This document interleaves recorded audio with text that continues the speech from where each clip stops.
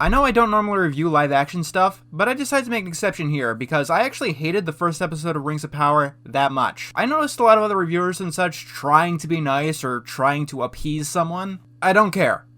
I hated this. A lot. It's not the worst thing that I've ever seen, but very few other things made me regret spending my time on it as much as this. I'm making this review for the mere fact that I want to get something out of my fleeting life that this garbage fire took from me. What would be a Lord of the Rings video without some backstory first, though? Rings of Power is a series exclusive to Amazon Prime, taking place during the Second Age of Middle-earth. If you're wondering, The Hobbit and the original trilogy take place during the Third Age, because despite spending enough money to make this the most expensive series of all time, they couldn't get the rights to the Silmarillion, or just about any of the actual lore. But that doesn't matter, because caring about the lore makes you a racist, apparently. Just for the record, personally, I don't care about the Lord of the Rings lore. I didn't read the books, so I don't know the Lord of the Rings lore. Maybe by the end of this thing, I'll know enough about the lore to complain.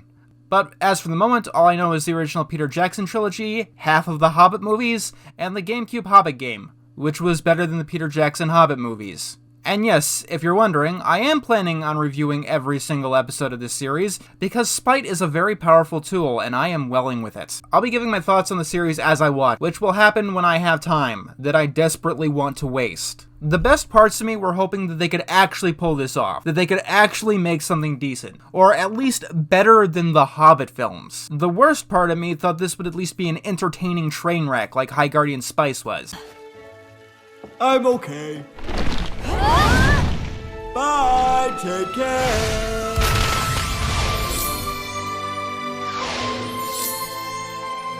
Sage, is that how stars are made? Huh? Oh. Yeah, for sure. In reality, this was the most boring fucking hour of my entire life. And I have literally stared at a blank wall for an hour that was more entertaining than episode 1 of Rings of Power.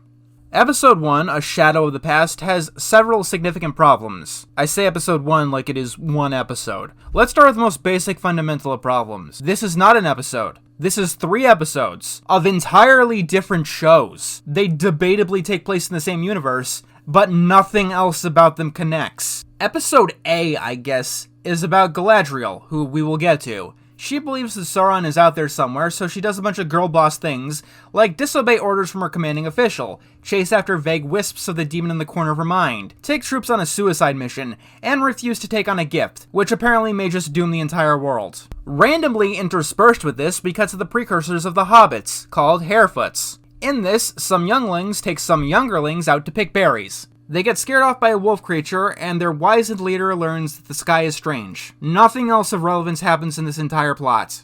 Once again, interspersed with this, a village of humans descended from the allies of the big evil bad guy are watched over and maybe subjugated by the elves.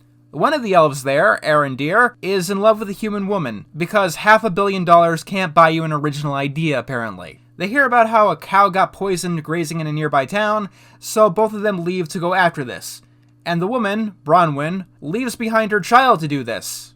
Because we can't have any likable characters, apparently. Then some homeless guy they found in the back of the studio falls from the sky and the episode ends. Which reminds me, we need to talk about the casting. How do I want to say this and still have a career? The casting in this movie is double plus ungood. It's like the casting call specifically asked for people who could not act. Once again, let's ignore the, lore complaints. In fact, we'll start with Elrond. I have to say, I'm actually very impressed with the casting here. Like, if you told me to picture someone I could see never, ever, ever playing Elrond, it'd be the guy we got. This isn't entirely the film's fault, it's Hugo Weaving's fault, but if you have watched the films, especially recently, this is a continual distraction that you will never at any point get over. It also doesn't help that he's not written like the Elrond that we've come to know.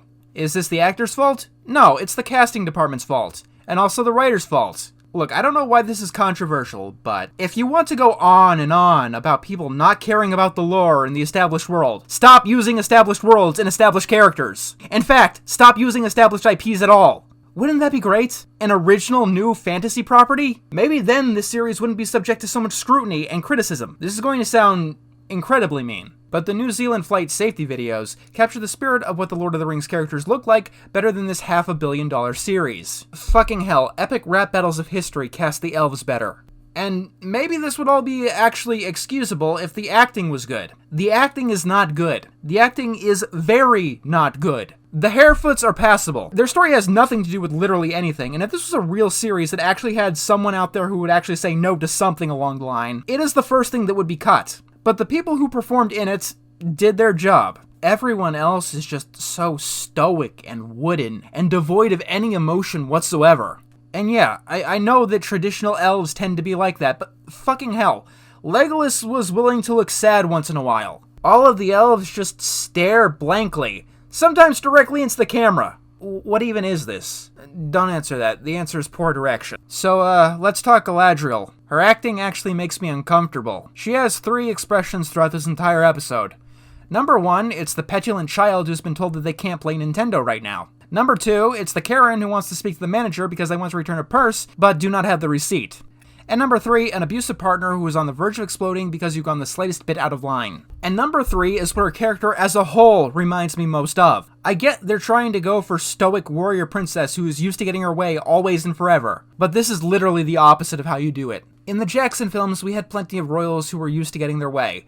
Most notably Theoden. He never once gave off this effect, even possessed by Saruman. Galadriel looks like a ticking time bomb. Is this the actress's fault? Honestly, I doubt it. The direction is bad. I'd imagine that this is exactly what they wanted, including that scene towards the end where she just stares directly into the camera. There's no symbolic reason for it, by the way. She just stares into the camera, which I thought was a taboo of cinematography, but whatever. It's the writing that makes this fall apart more than anything else. The first thing adult Galadriel does is take her troops far into the Arctic looking for a villain that is assumed to be dead, to the point that her entire troop abandons her. It's actually quite Shakespearean, as in, it's written like a Shakespearean tragedy, the end of one, where a formerly heroic character is brought down by their flaws to the point of irredeemability.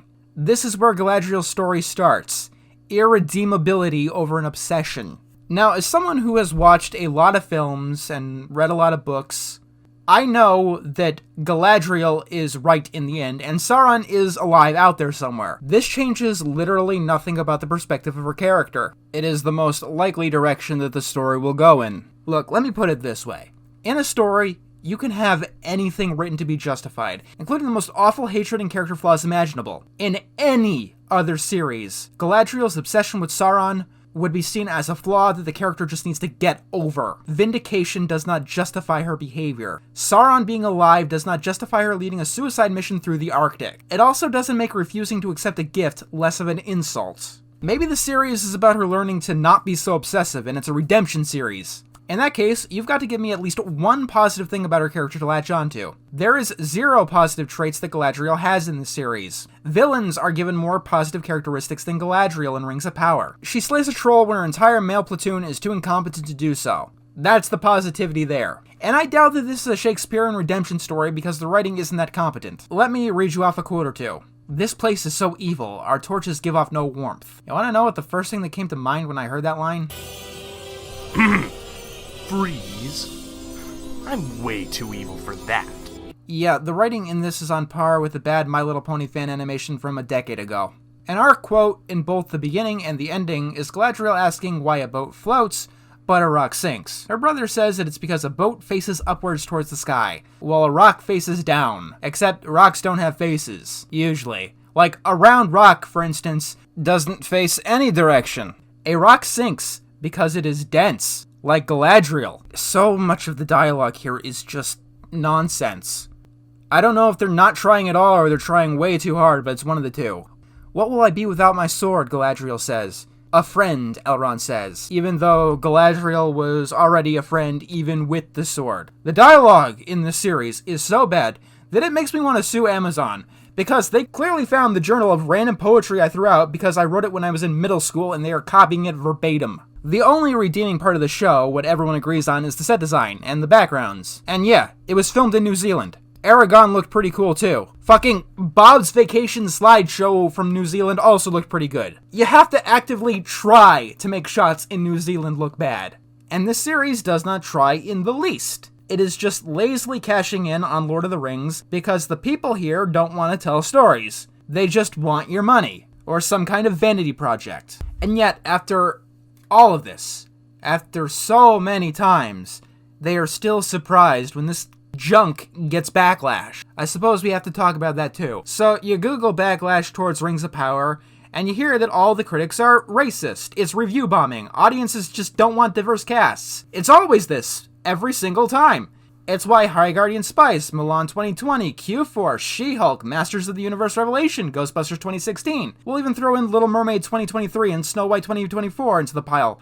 It's why they all got backlash. Because audiences are racist and don't want diversity. You know what? Fine. Let's agree on that. Let's play your game. Let's assume that audiences hate all of these products because audiences are racist, sexist, and all of the words. Hollywood, you're beginning to look like fucking morons trying to sell that shit again and again and again to racists and sexists. You, at this point, should know that audiences are racist and sexist, and all of the other words, and will never ever want this.